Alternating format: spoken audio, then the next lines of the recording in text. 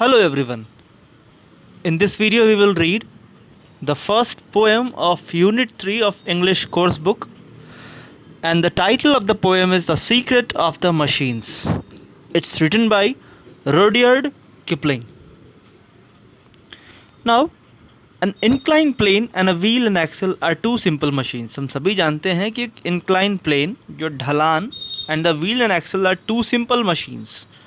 Can you think of any real life examples where you can see these two machines in use? क्या आप कोई भी ऐसे दो एग्जाम्पल सोच सकते हो जहाँ पे आपने इन मशीन्स को इस्तेमाल में आते देखा हो? Now let's come to the poem. We were taken from the ore bed and the mine. We were melted in the furnace and the pit. We were cast and wrought and hammered to design. We were cut and filed and tooled and gauged to fit. Some water, coal, and oil is all we ask, and 1/1000th of an inch to give us play. And now, if you will set us to our task, we will serve you 4 and 20 hours a day. Now, first, the poem has many stanzas, and this stanza contains 8 lines, and a stanza of 8 lines is called an octave. Okay, with rhyming words like mine, design, then pit, fit, ask, task, play, and day, it provides an overall rhyme to the stanza. It gives an overall rhyme scheme to the stanza, where every first line is rhyming with the third. First is rhyming with the third line, second is rhyming with the fourth, and so on. And here we is the word which is being repeated, and every time this we is used for the simple machines, for simple instruments that we use in our life. It is their importance and their origin has been described in this stanza. इस पूरे stanza में in simple machines जो भी pictures में हम देख पा रहे हैं वो कैसे बनते हैं उसके बारे में बताया गया है. दीज मशीन्स से कि इन्हें लाया जाता है ओर बेड से, मतलब खानों से लाया जाता है, खदान से लाया जाता है, और इन्हें मेल्ट किया जाता है फर्नेस में, मतलब खूब तेज आग में इन्हें मेल्ट किया जाता है. इन्हें कास्ट और रॉट, इन्हें गढ़ा जाता है, इन्हें शेप दिया जाता है हैमर के थ्रू. इन्हें हैमर के थ्रू पीट पीट कर शेप दिया जाता है, और इन्हें काटा जाता है, इन्हें फाइल के रूप में शेप दिया जाता है, और इन्हें इनके साथ कई सारे टूल्स के द्वारा इन्हें शेप दिया जाता है ताकि ये फिट हो सके. एंड गॉज टू फिट, मतलब इन्हें डिफरेंट तरीके से शेप्स में ढाला जाता है. Some water, coal and oil is all we ask. अब ये मशीन्स हमसे चाहते क्या हैं? तो ज़्यादा कुछ नहीं, सिर्फ वाटर, कोयला और थोड़ा सा ऑयल, इन्हीं से इनको बना लिया जाता है. And 1/1000th of an inch to give us play, और एक इंच के 1000th हिस्से में भी ये अपना काम कर सकते हैं. Means they are so small they can be utilized anywhere for different purposes.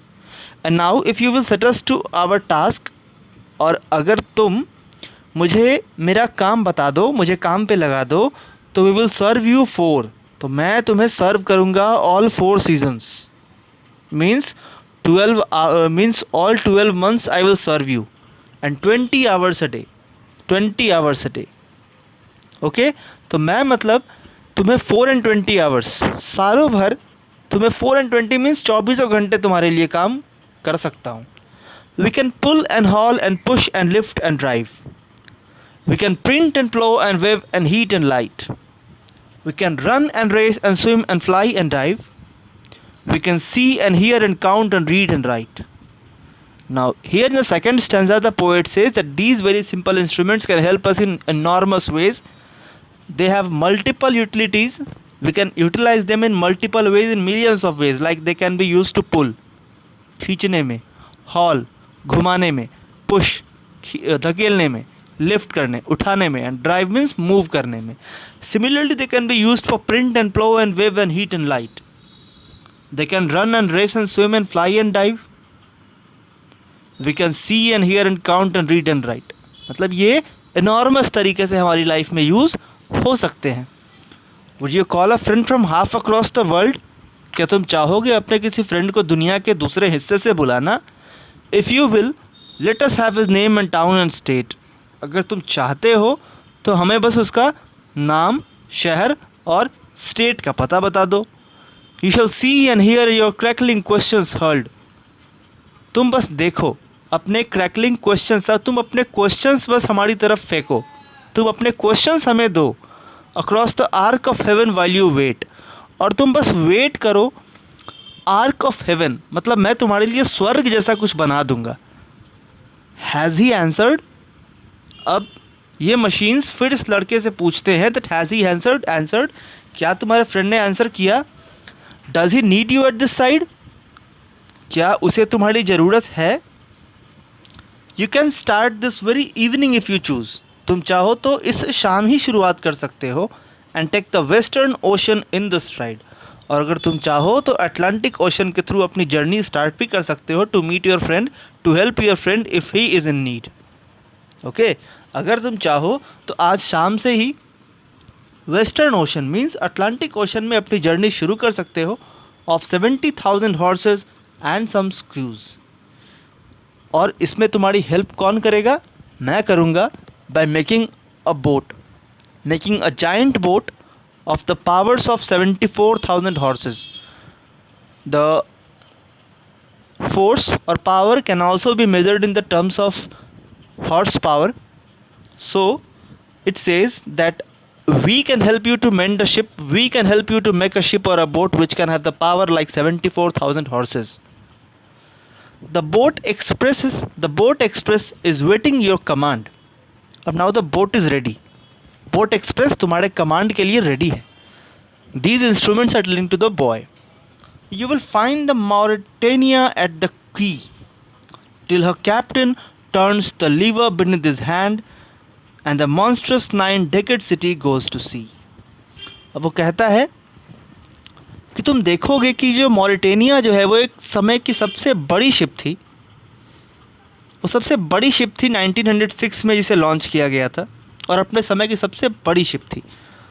तो ये इंस्ट्रूमेंट्स कहते हैं इस लड़के को कि तुम देखोगे कि मॉरिटेनिया जो है वो अपने हार्बर पे, अपने किनारे पे खड़ा है. Till her captain turns the lever beneath his hand. जब तक कि कैप्टन अपने लीवर को, अपने बोट के लीवर को नीचे की तरफ ना कर दे अपने हाथों से.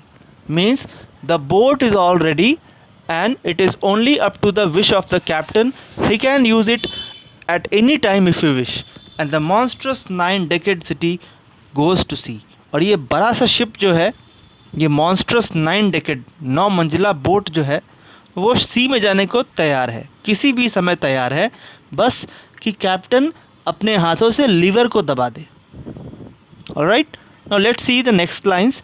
But remember please the law by which we live. लेकिन याद रखना वो लॉ जिस कारण से हम होते हैं. वी लिव, हम लोग रहते हैं. We are not built to comprehend the lie. हम लोग झूठ बोलने को नहीं रहते हैं. We are not built to comprehend the lie. हम लोग किसी से झूठी बातें करने को नहीं रहते हैं. Means we instruments, though it is said that the instruments are non living things, but the here it is being reflected as a living thing and their emotions are shown. तो वो कह रहे हैं कि हम लोग झूठ बोलने को नहीं बने होते हैं. We can neither love nor pity nor forgive. ना तो हम किसी को प्यार कर सकते हैं, ना तो हम किसी की तरफ दया दिखा सकते हैं, और ना ही किसी को हम क्षमा कर सकते हैं, माफ़ कर सकते हैं. If you make a slip in handling us you die. अगर तुमसे कोई भी गलती हो गई हमें हैंडल करने में तो you are died, you are an end. मतलब तुम्हारे पास ज़्यादा चांसेस नहीं बचेंगी अगर तुम हमें हैंडल सही से ना कर सको. We are greater than the peoples or the kings. हम लोग किंग्स से भी बड़े हैं, हम लोग पीपल्स से भी बड़े हैं, हम लोग महान लोगों से भी बड़े हैं, हम लोग किंग से भी बड़े हैं. Be humble as you crawl beneath our rods. और तुम्हें हम्बल होना पड़ेगा, तुम्हें काइंड हार्टेड बनना पड़ेगा, तुम्हें जेंटल बनना पड़ेगा जैसे ही तुम हमारे रॉड्स के नीचे आओगे। Our touch can alter all created things, हमारे टच से बनी बनाई चीज़ें बदल सकती हैं। We are everything on earth except the gods, हम लोग हर चीज़ हैं अर्थ पे एक्सेप्ट द गॉड्स, भगवान के अलावा हम लोग ही, we are the most potential, we have the most potential if we are not comparing ourselves to God.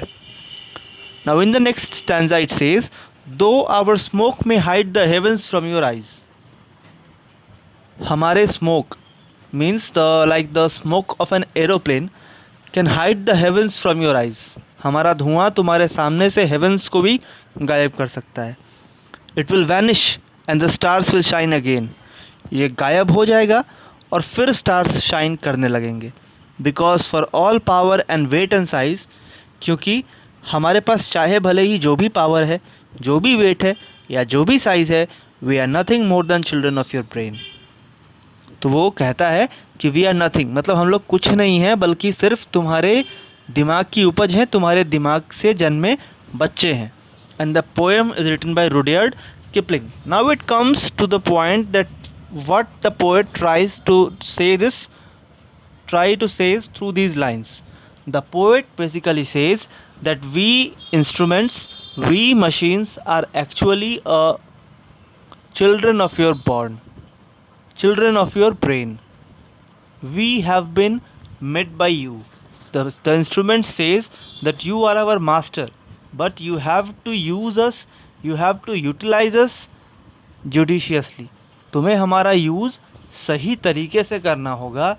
If not everything is going to be ruined, नहीं तो हर कुछ बर्बाद हो जाएगा। It will all lead to destruction and devastation, इससे सिर्फ और सिर्फ तबाही होगी, इससे सिर्फ और सिर्फ बर्बादी होगी। Therefore if you have made us, if you have taken us out from the ores and mines and have casted us and have shaped us into this various structure, be assured that how you use us, because one mistake of yours is going to let everyone die. And that is about the poem. We will discuss the question answers in our classes. So till then, thanks and goodbye.